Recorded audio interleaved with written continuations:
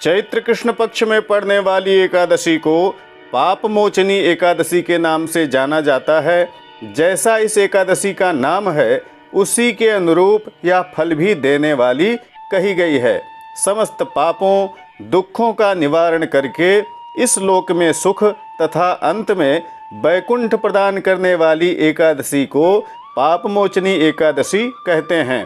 जी हाँ मित्रों, आज की इस वीडियो में चैत्र कृष्ण पक्ष में पड़ने वाली पाप मोचनी एकादशी के महात्म्य, कथा तथा महत्व के बारे में सारी जानकारी लेकर मैं काशी से सतीश चंद्र पांडे आचार्य कश्यप उपस्थित हूँ।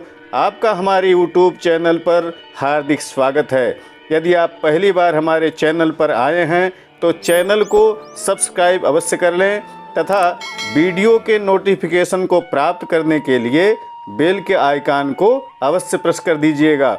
हम इसी तरह व्रत, पर्व, ज्योतिष, वास्तु, ग्रह शांति आदि के संबंध में प्रामाणिक शास्त्रीय वीडियो लाते रहते हैं। आइए पाप मोचनी एकादशी के महात्म्य कथा का श्रवण करने के लिए इस वीडियो का शुभारंभ करते हैं। श्री कृष्ण गोविंद हरे मुरारे, हे नाथ नारायण वासुदेवो, ओम नमो भगवते वासुदेवाय। मित्रों, जैसा कि हम सभी जानते हैं कि चैत्र कृष्ण पक्ष में पड़ने वाली एकादशी का नाम पाप मोचनी एकादशी है, जो कि अपने नाम के अनुरूप फल को प्रदान करती है।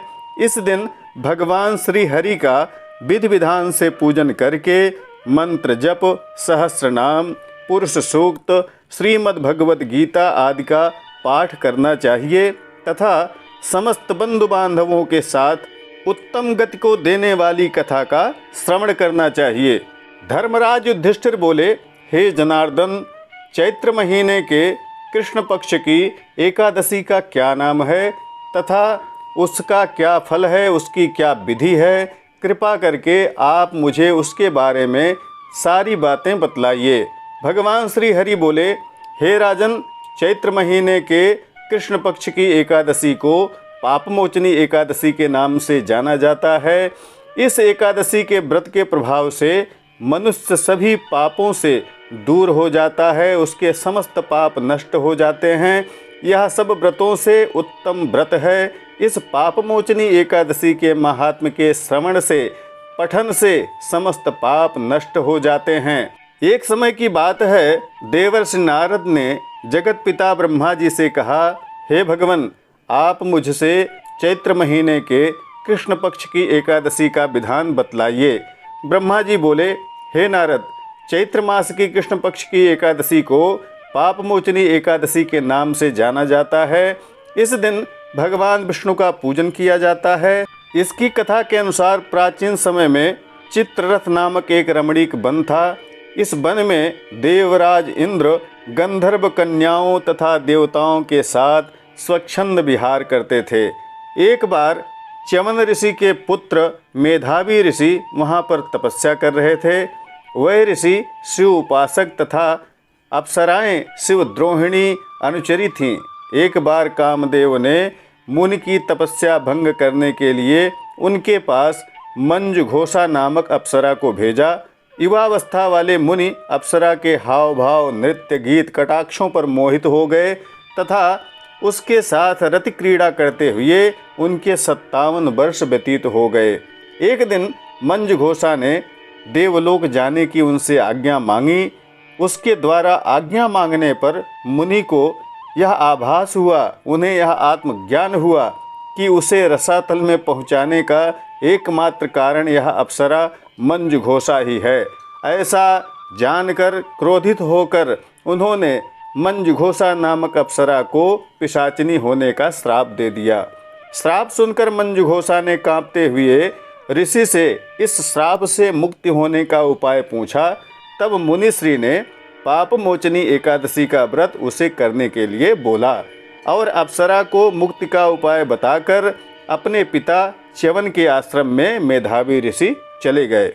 पुत्र के मुख से श्राप देने की बात सुनकर च्यवन ऋषि ने पुत्र की घोर निंदा की तथा उन्हें भी पापमोचनी चैत्र कृष्ण एकादशी का व्रत करने की आज्ञा दी। व्रत के प्रभाव से मंजुघोषा अप्सरा पिशाचनी देह से मुक्त होकर देवलोक को चली गई।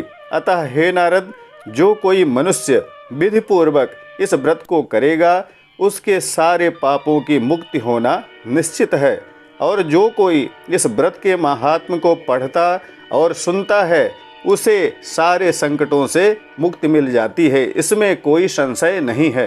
बोलिए विष्णु भगवान की जय। मित्रों, जगत के पालक श्री हरि की अनन्य भक्ति कृपा प्राप्त करने का उत्तम साधन एकादशी व्रत है। कलयुग में उत्तम फल प्राप्ति का इससे सरल और सुगम साधन अन्य कोई नहीं है।